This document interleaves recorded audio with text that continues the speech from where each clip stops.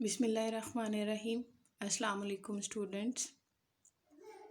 ये lecture class first year का है और हम चैप्टर नंबर 2 पढ़ रहे थे कॉलेज में। तो जो आर्ट्स वाले स्टूडेंट्स हैं, आर्ट्स ग्रुप्स वाले, उन्होंने तो काफ़ी टोपोलॉजीज़ तक कवर कर लिया था। तो साइंस वालों ने I think so groupware तक पढ़ा था, लेकिन ये चैप्टर मैं शुरू से स्टार्ट कर रही हूँ, तो इसकी मैं आपको मेन कॉन्सेप्ट दे देती हूँ। बाकी ये आपने डिटेल में पढ़े हुए हैं, तो जहाँ से डिटेल में पढ़ना होगा वहाँ से मैं डिटेल में आपको पढ़ा दूँगी। सबसे पहली बात ये कि इस चैप्टर में आपको कंप्यूटर नेटवर्क या इंफॉर्मेशन नेटवर्क की डेफिनेशन आनी चाहिए और उसके यूजेस। ठीक है, फिर उसके बाद सर्वर क्या है, टर्मिनल क्या है कंप्यूटर नेटवर्क में। कंप्यूटर नेटवर्क आपको ये मैंने क्लास में भी बड़ी अच्छी डेफिनेशन करवाई थी कि more than one computers are connected together for the purpose of sharing. और कंप्यूटर्स को कैसे कनेक्ट किया जाएगा? Through communication links. Communication media वो दो तरह का है, या तो फिज़िकल मीडिया होगा या वायरलेस होगा। और उसके बाद हम कितनी रेंज के कंप्यूटर्स को आपस में कनेक्ट कर सकते हैं, कितना फासला, कितना डिस्टेंस हो, वो आप कह लें कि एक रूम के कंप्यूटर्स को भी, एक बिल्डिंग के भी, या डिफरेंट प्लेसेस के कंप्यूटर्स को भी। और फिर मैंने आपको ये भी बताया कि शेयरिंग, रिसोर्सेज की शेयरिंग ये करेंगे। अगर हम कंप्यूटर के रिसोर्सेज की बात करें तो सॉफ्टवेयर, हार्डवेयर, डाटा, इंफॉर्मेशन, ये रिसोर्सेज। ठीक है, आपने ये उसने यहाँ पे आपको ये पॉइंट्स में भी बताया है।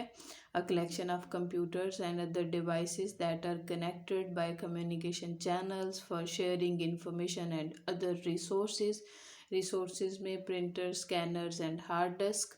ठीक है, इसको इंफॉर्मेशन नेटवर्क भी कहेंगे। और पॉपुलर इंफॉर्मेशन नेटवर्क जिसको हम इंटरनेट कहते हैं, जिसमें पूरी दुनिया के कंप्यूटर्स आपस में कनेक्टेड हैं ताकि इंफॉर्मेशन शेयर की जा सके। अब कंप्यूटर्स को आपस में कैसे कनेक्ट किया जाएगा, उसको ट्रांसमिशन मीडिया भी कहेंगे, कम्युनिकेशन चैनल भी कहेंगे। ये एक ही बात है, इसके बारे में आपने कंफ्यूज नहीं होना। Connected together through transmission media. अब ट्रांसमिशन मीडिया में आपके पास दो तरह के ट्रांसमिशन मीडिया होता है, एक तो गाइडेड होता है, एक अनगाइडेड, एक फिज़िकल होता है, और एक जो है वो फिज़िकल नहीं होता, वो वायरलेस होता है। केबल्स, टेलीफोन लाइंस, रेडियो और माइक्रोवेव कम्युनिकेशन, जिसको वायरलेस के लिए ये वाली टर्म यूज़ होगी, radio waves, microwave waves and satellites.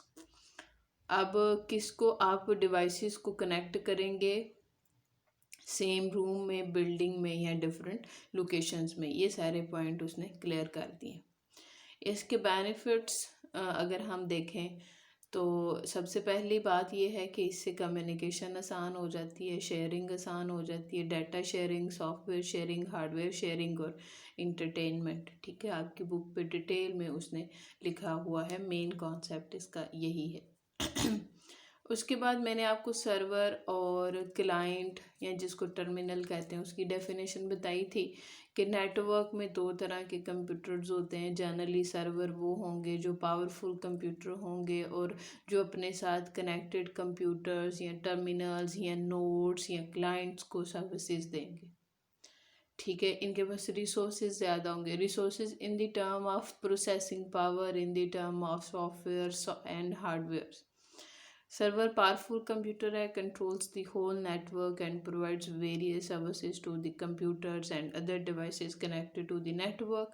इसमें सारी फाइल्स और डाटा भी स्टोरेज, मतलब ये एक सेंट्रल स्टोरेज लोकेशन है जहाँ पे सारा डाटा फाइल्स पड़े होंगे। क्लाइंट्स जो हैं या टर्मिनल नोड्स, जो अदर कंप्यूटर्स हैं जो इतने पावरफुल नहीं हैं, वो इसके साथ कनेक्टेड होंगे और इसको रिक्वेस्ट भेजेंगे कि मुझे ये वाला डाटा चाहिए या ये वाली सर्विस चाहिए। मोर than one server can be installed in a network. एक से ज़्यादा सर्वर भी इंस्टॉल हो सकते हैं। ठीक है, आप एक टर्म देखेंगे डेडिकेटेड सर्वर की। डेडिकेटेड सर्वर वो भी सर्वर ही है, लेकिन डेडिकेटेड का मतलब है उसको स्पेसिफिक कर दिया गया है for perform the specific task.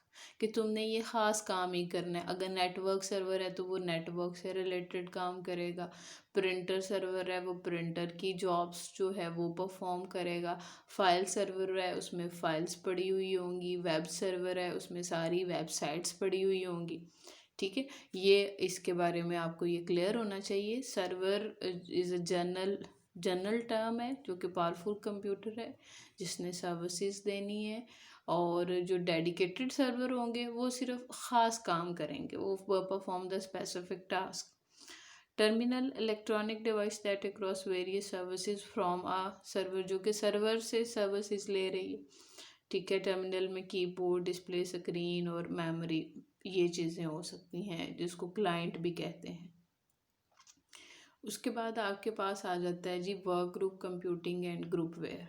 ठीक है, ये डेफिनेशन भी मैंने आपको क्लास में कराई हुई है क्लियरली, एक ओवरव्यू उसका ले लेते हैं कि वर्क ग्रुप कंप्यूटिंग का मतलब ये होता है कि more than one people work on the same task by using information network को यूज़ करते हुए वो किसी टास्क पे काम कर रहे हैं।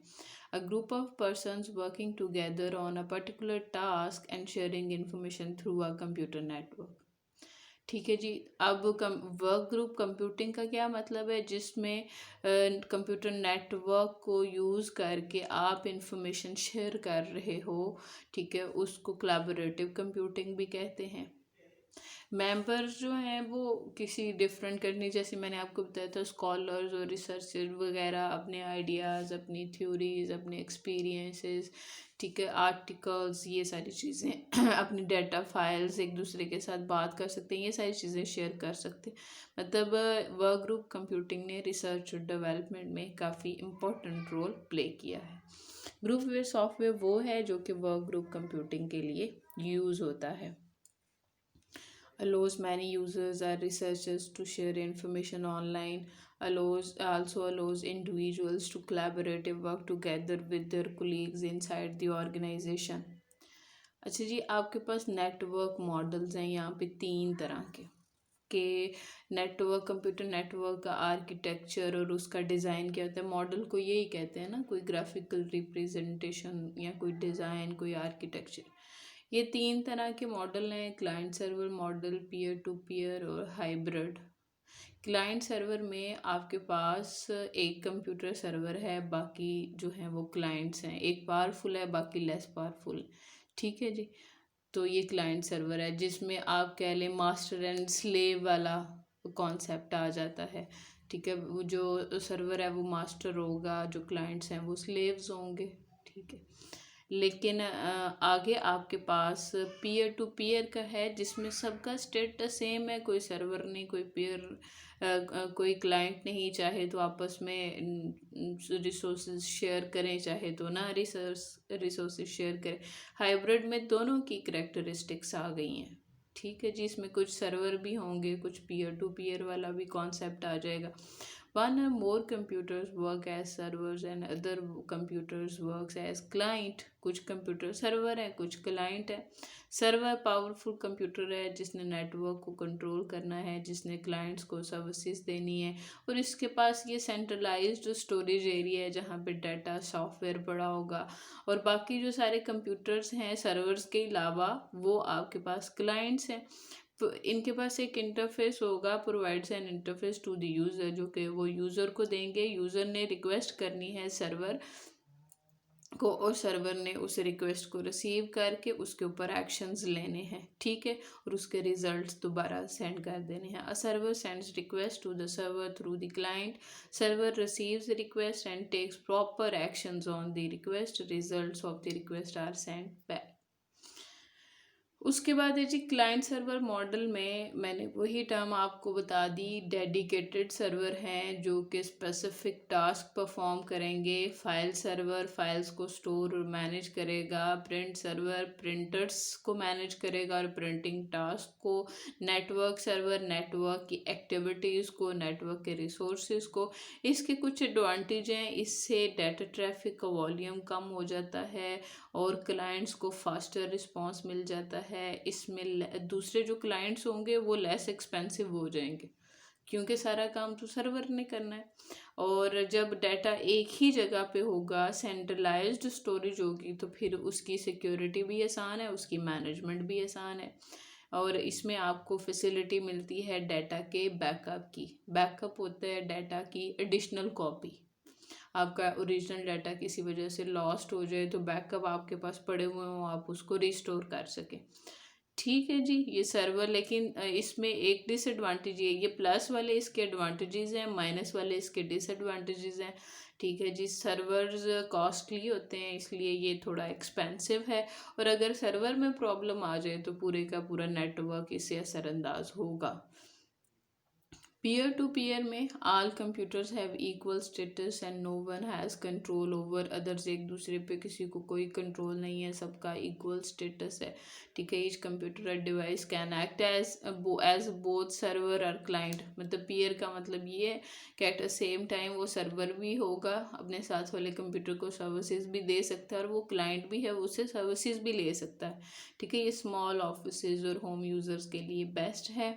इसमें कम कंप्यूटर्स होंगे, लेस दैन 10 कंप्यूटर्स। ये स्मॉल ऑफिसेज में यूज़फुल है, इसको डिज़ाइन मेंटेन करना आसान है, इसमें पावरफुल कंप्यूटर की ज़रूरत नहीं है। लेकिन become slow under heavy use. अगर ज़्यादा यूज़ हो रहा है फिर ये स्लो डाउन हो जाएगा। इसमें कोई सेंट्रल वो लोकेशन नहीं है, प्लेस नहीं है जहाँ पे डाटा और सॉफ्टवेयर रखवाया जा सके। जब सेंट्रल प्लेस नहीं होगी तो इसमें सिक्योरिटी भी ज़रा रिस्की हो जाती है, लेस सिक्योरिटी हो जाती है। हाइब्रिड में मैंने आपको बताया कि दोनों की करेक्टरिस्टिक्स आ जाती हैं। मतलब उसमें वन और मोर सर्वर्स भी होते हैं, user can share data and software. और हर नोड के पास, नोड भी कह सकते हैं, नेटवर्क भी, टर्मिनल भी। ठीक है, कंप्यूटर भी। कंप्यूटर जो नेटवर्क एक बनता है और उसमें जो डिफरेंट डिवाइसेस होती हैं, तो हर कंप्यूटर के पास अपनी डाटा और फाइल्स और प्रोग्राम्स भी हो सकते हैं। ठीक है जी, ये आप अपनी बुक पे इनका एक डिफरेंस भी देख लीजिएगा, क्लाइंट सर्वर का और पीयर टू पीयर का। और नेटवर्क स्टैंडर्ड्स इंशाल्लाह हम कल कर लेंगे।